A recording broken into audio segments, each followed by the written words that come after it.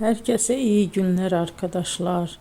Bugün sizler için sevilen oyuncularımız Can Yaman ve Demet Özdemir'den çok romantik fotolarını sizler için hazırladık.